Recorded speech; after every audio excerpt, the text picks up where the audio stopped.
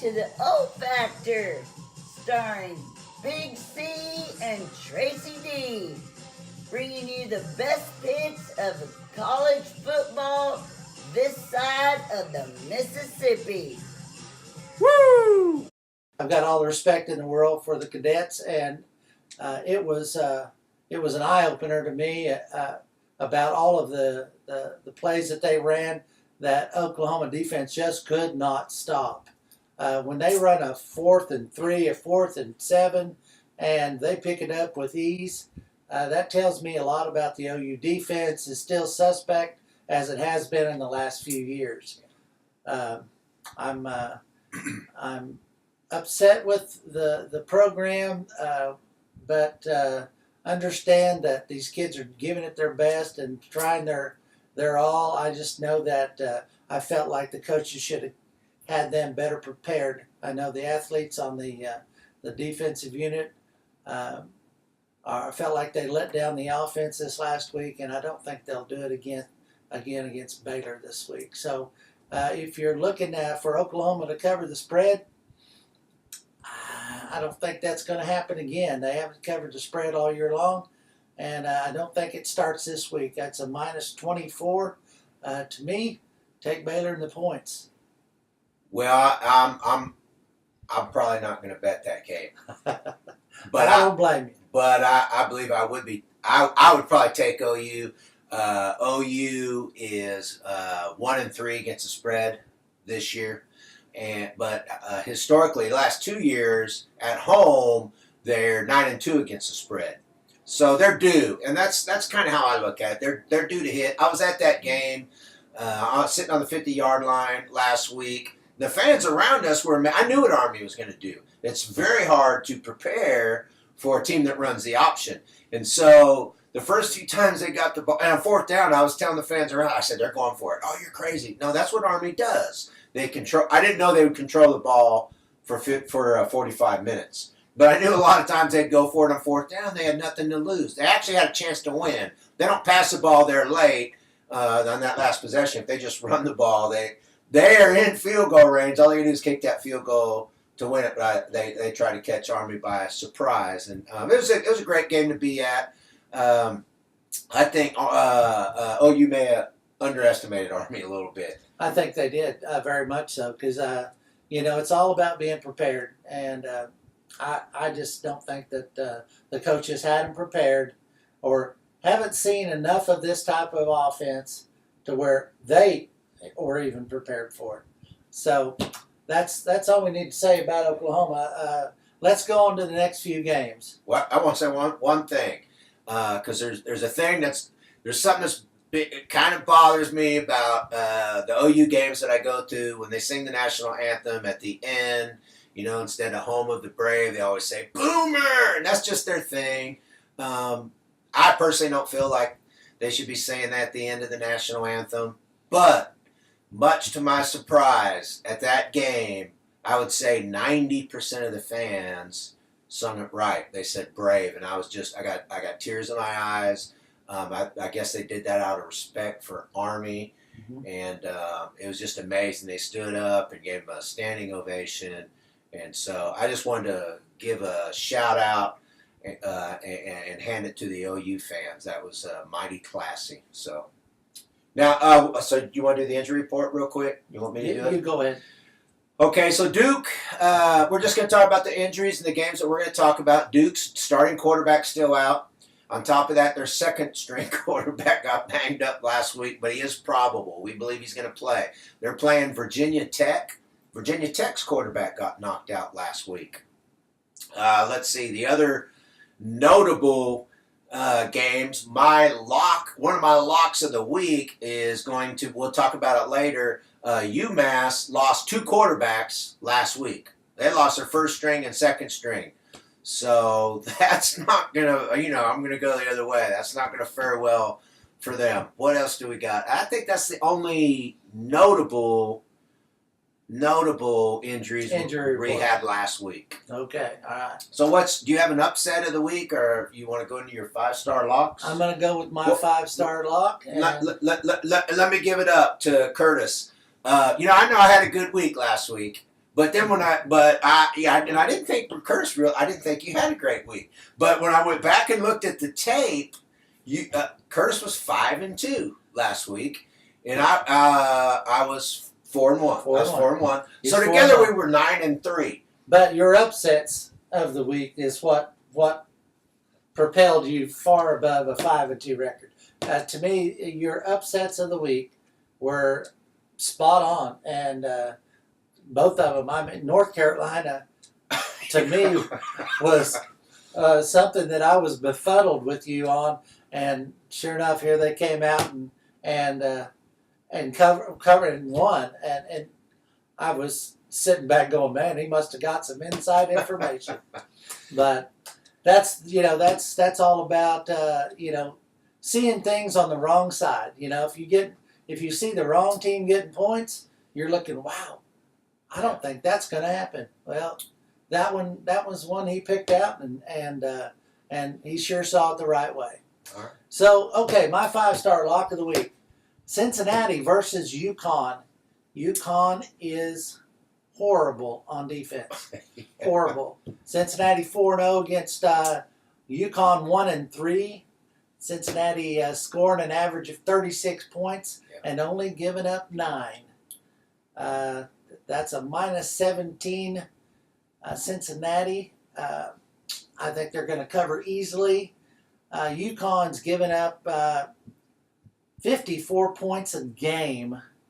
Worst in FBS football. To me, they rank dead last. So I'm going to take the points. Cincinnati giving up 17 against UConn. Go with Cincinnati and lay the lumber on it. I think that's a good pick. I don't really know what the over and under is. I didn't really think about that, but the over might be a good pick. I didn't realize UConn's got some good research there. I didn't realize UConn's defense was that bad. When you really look at it, they've given up in 4 games 218 points. That's the most in college football this year.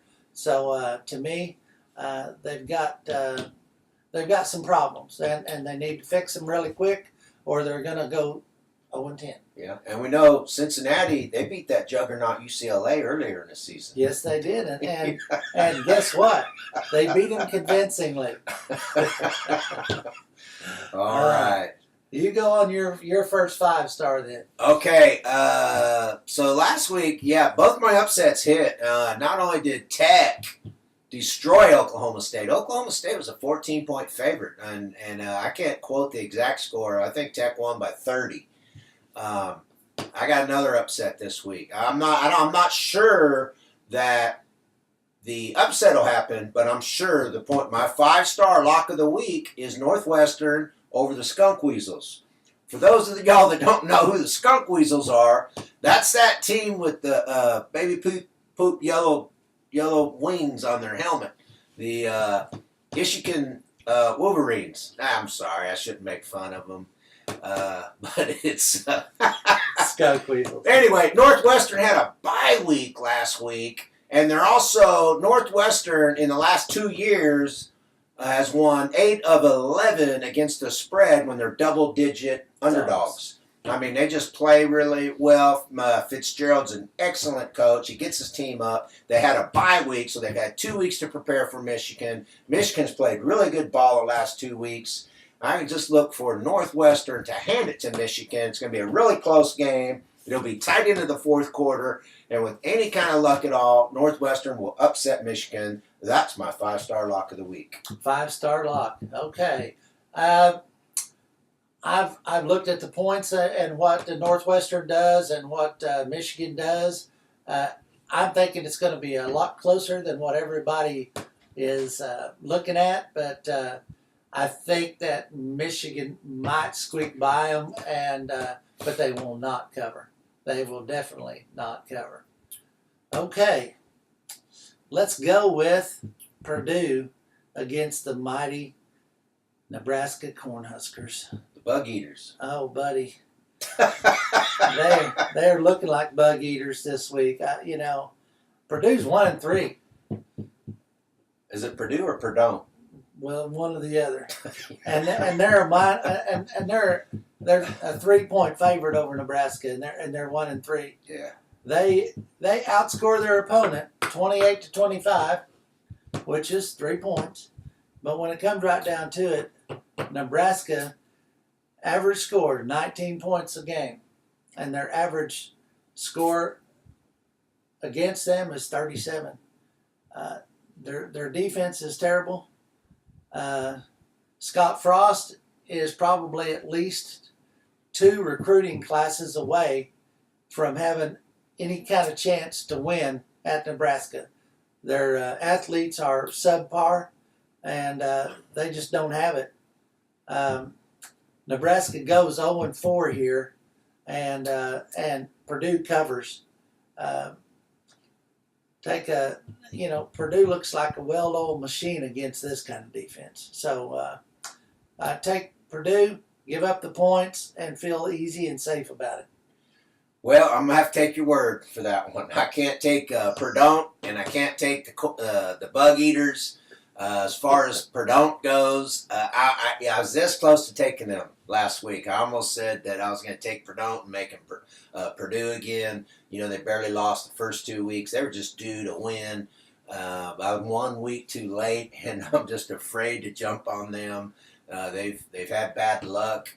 Nebraska's due, but they're trash, and so it's just hard to get on with either one of those teams. But Purdue is definitely, the Boilermakers is the better team, so I can't argue there. No, I just feel sorry for all the Nebraska fans.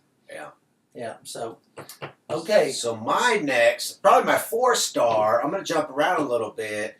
We already talked about it. So here, I already really like this game a lot. So the Ohio Bobcats are 5-1 against the spread at home. Real good home in the last 6 games.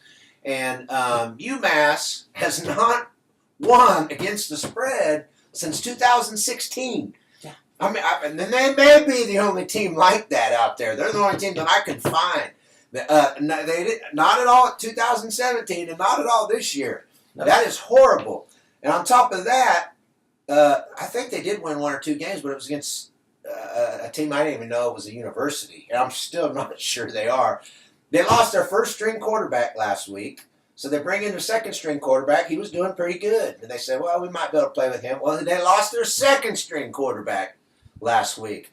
Pretty sure their third string is a walk-on and has not got many reps during this season. Not only that, he's a walk-on kicker. Yeah.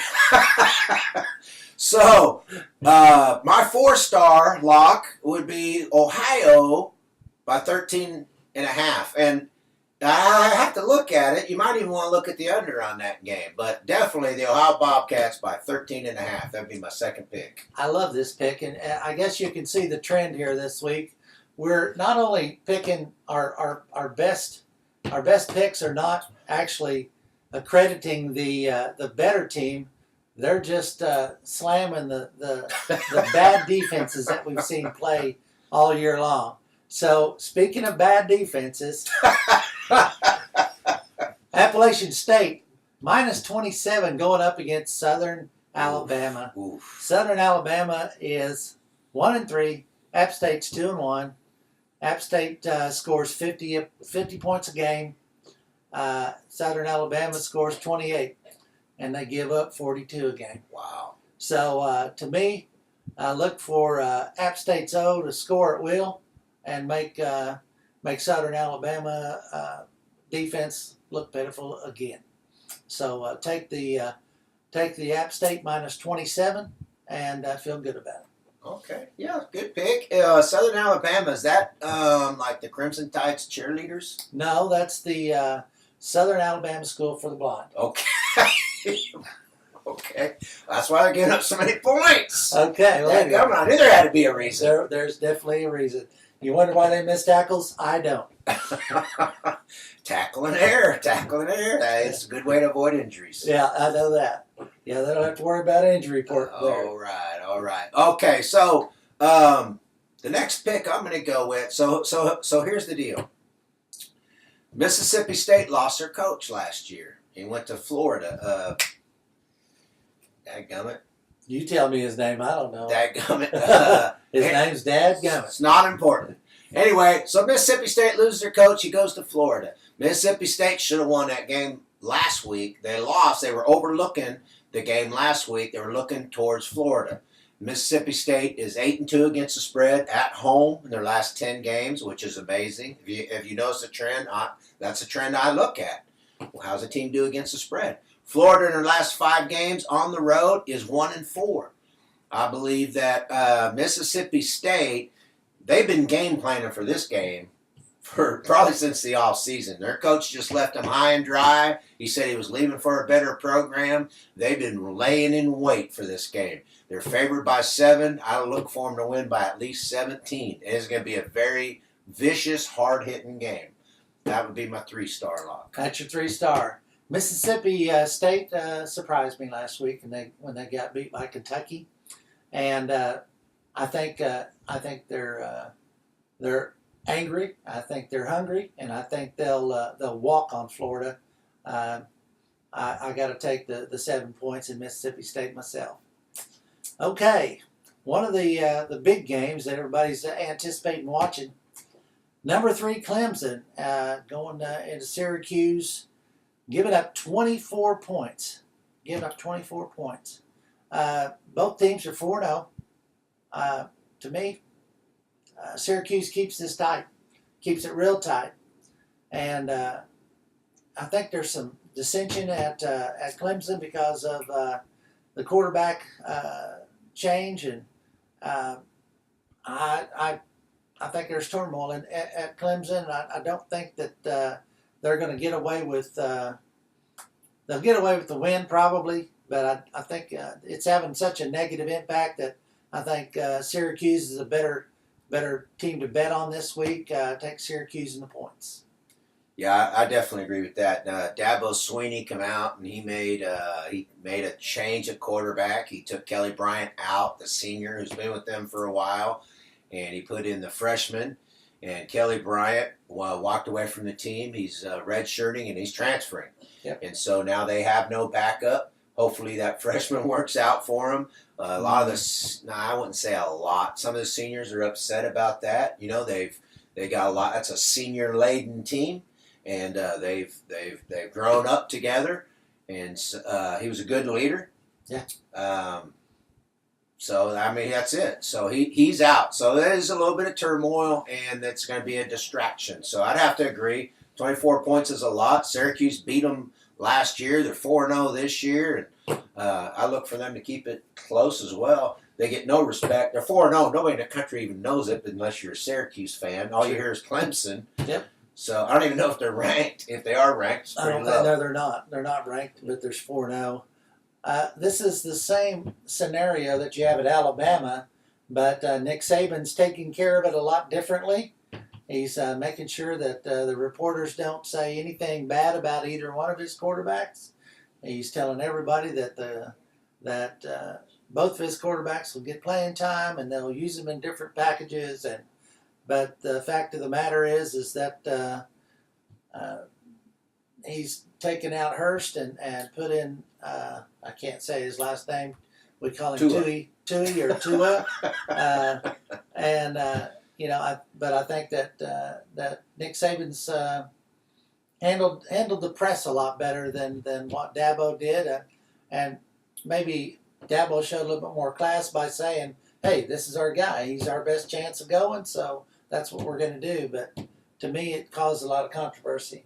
And there's a little bit of difference too. Bryant's a senior. This is it for him. If he'd have played in one more game, he's stuck, not playing, and all he has is the NFL. Yeah. Well, if he redshirts, they can go to another team and showcase his talent to where, in Alabama, oh boy, he still has a full year. He's going to transfer next year. He won't be at Alabama. No, I promise you he won't be there. And truthfully, I wouldn't stay at Alabama if I was him anyway. So. Yeah, and so we'll just see what happens. That red shirt, Clemson will lose this year. That red shirt will make some mistakes. They would have lost against Alabama if it wasn't for Bryant. They had to pull that red shirt freshman out, and Bryant come in and won the game for them. That's why some of them seniors are upset. Anyway, let's move on a little bit. Haven't talked about last week you took I believe we made fun of Old Dominion and how trashy they were, and they haven't given up anything. You picked them. I stayed away from them. And they ups. Not only did they cut, what were they, a 30-point underdog or 24? And not only did they beat Vautech, or not only did they cover, they beat Vautech, and they're going around campus and beating on their chest. And this is the first time they've ever beat a Power 5 school, and everybody was telling them how great they were, and you should have seen them singing, and the coach was on the Today Show, and I mean, they're getting all this press, and they're just singing in their praises. And you know what? I don't know. I don't think they're just talking about their greatness, and they haven't been preparing for East Carolina, and they're just living in the past because of this game, and they're going to go in and get whooped on by East Carolina. So I just think you picked against Old Dominion 1 week too early. They're going to get thumped by probably 30. East Carolina would be another one of my 3 stars, actually. East Carolina's -5. There's no way Old Dominion even keeps this game close. It will be ugly in the first half. Yeah, that happens to a lot of teams when they overachieve 1 week, they underachieve the following week, and they can't understand what happened. Yeah. To me, Old Dominion surprised everyone, and especially Virginia Tech, I'm sure. especially Virginia Tech, and maybe they were looking forward to Duke. I don't know, but when it really comes down to it, I said this last week. Old Dominion had nothing to lose and everything to win, and it's a good time to bet on folks like that. So see what you can do about East Carolina this week. It's a good pick at -5, and I don't know. I think it'll be a good game to watch. Yeah. Matter of fact, if you really want to just look at last week's YouTube video if you want to find out about Old Dominion, because Curtis Big C just really goes into them and talks about them. You find out all you want to. Look at last week. Look at last week. It was a fun week, and we have a lot of fun doing this. I want to say one thing. Our sponsor is Zervita, the company behind Zeal for Life products. We are proud to be a part of that team, and understand that we feel like it's the probably the very best product on the market that is a all-in-one inclusive nutritional product that's powering champions around the world. Hey man, it's like drinking a whole GNC store in one shot, man. All in one shot. It's what gives me so much energy, makes me laugh all the time. All the time. All right.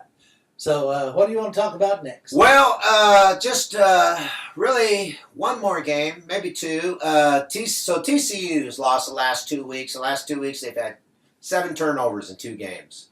And that's just not like them. And their defense hasn't played up to par. I don't believe they'll have that many turnovers this week. So they're -10 over Iowa State. I believe Iowa State's totally outclassed. TCU's lost the last 2 weeks. I look for them big, -10. I look for them at least maybe 21 over Iowa State. That's probably a 2-star lock. Yeah, TCU's turned the ball over and had a lot of penalties in both of the last 2 weeks. It's not like Patterson not to clean that up. Yeah.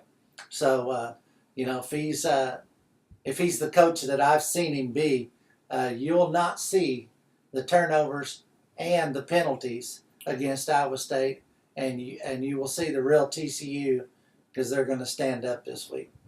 Yeah, I think that's a real good pick at -10. All right. Anything left that you want to talk about? Well, we didn't. In preparation, we came up with a game, really.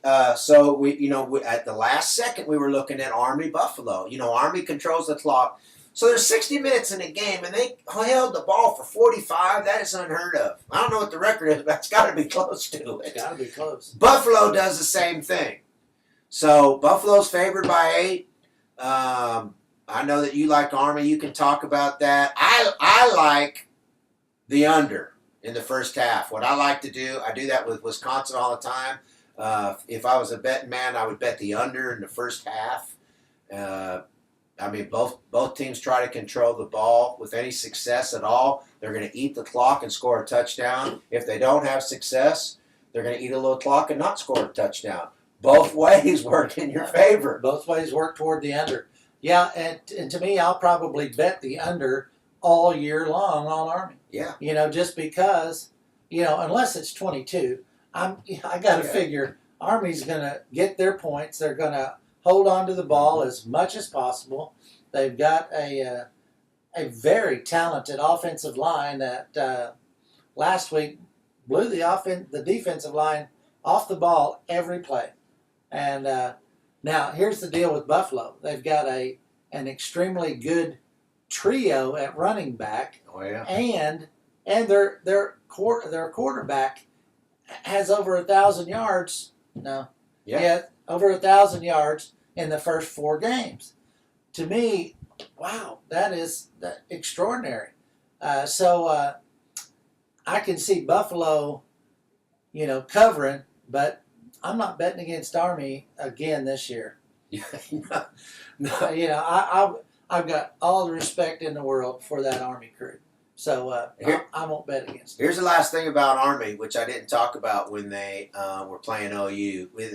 There was only one Yahoo in the whole crowd that I heard he was a little inebriated, disrespecting Army, and then and he was right behind me. Really? Yeah, and I turned around and told him I was still in the Army, as were a lot of the people around me, and I said, I want to tell you something about these guys. I don't know if you know, this ain't just, their name is not just Army. These guys are in the Army. They're officers, and 2 years from today, a lot of them will be defending this country over in Afghanistan in combat, giving their lives. I just want you to know that as you're throwing out those profanities. How do you know that? I said, what do you mean, how do I know? They're all cadets. They're at West Point. These are officers. All of them are Army officers. And so, you know, they got to do their studies. The academics there are unreal. They got to do all their Army stuff, and they got to practice. I just want to give it up to all the academies. All the Armed Forces academies. Yeah. You know, we want to stand up and say thank you. Thank you very much for all your services. Yeah. And, you know, I'm not going to just say thank you. I'm going to say thank you, dear God. You know, because they are the people that are keeping this nation free, and the people that disrespect the flag, I've got nothing for them. Absolutely nothing. Well, thanks for another week. Hey, we're 9-3 again last week. Hey, if you are gonna bet, don't bet any more than you can afford to lose. You know, if you want to do it for entertainment, like if you're gonna take money and go out to eat or wherever to a show, and you'd rather just be careful. And if you have a problem gambling, don't gamble. They got Gambles Anonymous. We just do this for fun. We put these picks on because we're really good at it. You know, I've known Curtis for years now, and we get together every week, and we're real good at these picks. And we said, you know what? Let's start putting these on YouTube so other people can take advantage of our picks. And I'll just put it to you this way. I've looked at some of the guys out there, you know, selling picks back and forth, and if they were 9-3, you'd be paying them $700 a week just for their opinion on what's going on. This is free, and we're happy to do it for you. Have a great day, and may God bless you all.